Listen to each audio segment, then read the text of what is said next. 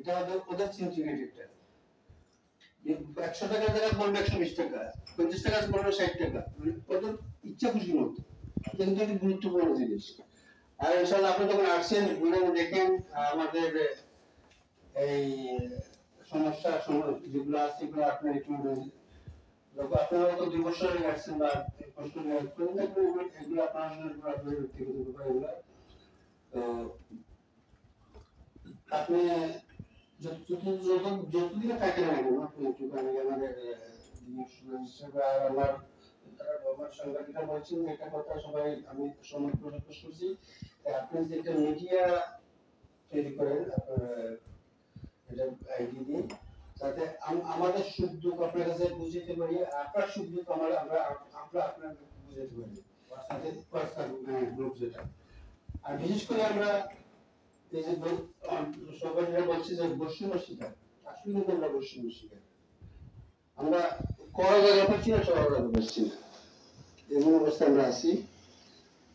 যদি আমরা মানে সবাইকে আমরা এক সাংবাদিক ধরবো, সবাই সাংবাদিক অত ভিন্ন মত থাকতে পারে, ভিন্ন অবলম্বন করতে পারে, কিন্তু সাংবাদিক এটা অবশ্যই ঠিক আমরা একজন যদি একজন সাংবাদিককে যে একজনের গাড়ি কাল দিয়ে তোমার এক সাংবাদিকের কাল দিয়ে সাংবাদিকের লাগবে যার তো একটা। তার জন্য বলতেছি আপনি আসছেন, আপনি সবাইকে নিয়ে সবার মোটামুটি নিউজ সংগ্রহ করলাম, প্লাস একজনের নিউজ দেখে একজন সাবধান হয়ে যাবে, সতর্ক হয়ে যাবে, যাতে সাহস হবে না যে ও এই কাজ করতে, যদি স্প্রেড আউট না হয়, কেউ জানে না, কেউ শুনে না। তো আপনি কিন্তু এইটা কেউ করেন, আমি সে কথা বলছি, আপনার ছাদটা বাইরে লাগানোর জন্য আপনি যদি সিস্টেমটা করেন, কোন অনুসারে কাজ করবেন, চারটা কিন্তু কেউ আজ পর্যন্ত মানে বিভাগ সিস্টেম করে আপনি এটা মসজিদ রাখা যান। তো সবাইকে ধন্যবাদ জানাই আমার বক্তব্য দিকে দিয়েছেন। প্রথমে আপনাদেরকে অসংখ্য ধন্যবাদ জানাচ্ছি যে আজকে আপনাদেরকে নিয়ে যে মিটিংটা আমি করলাম, এরকম সমৃদ্ধ মিটিং আমি আর এমন মতো করতে পারি, কারণ আপনারা যে সুন্দর সুন্দর তথ্যগুলো দিয়েছেন আমার কাছে অনেকগুলোই নতুন। আগের মিটিং গুলোতে হয়তো বিভিন্ন বিষয় একই বক্তব্য বারবার উঠে এসেছে, কিন্তু আজকে কিন্তু আমি এই জগন্নাথপুরের যে সমস্যাগুলো এবং করণীয় কি এই তথ্যগুলো আপনাদের কাছ থেকে পেয়েছি। এটা আমার কাছে খুবই ভালো লেগেছে যে সার্বিকভাবে কিন্তু আপনারা সকল বিষয়ে কোথায় কি সমস্যা আছে এটা আমাকে বলেছেন, এই নোটটা আমার কাছে থাকবে। তো যখনই আমি দেখবো আমার কাছে এটা মনে হবে।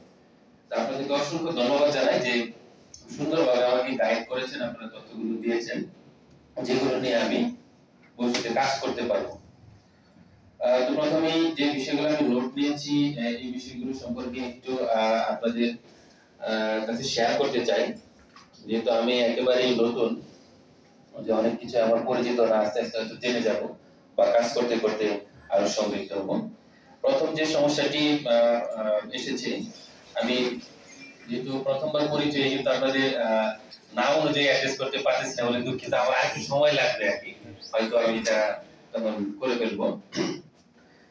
প্রথম যেটি বললেন যে প্রাথমিক শিক্ষার বিষয়ে যে অধিকাংশ শিক্ষক সিলেট এবং সুনামগঞ্জে থাকেন এবং তারা কিন্তু টাইমলি স্কুলে আসেন না, এটা প্রথম যে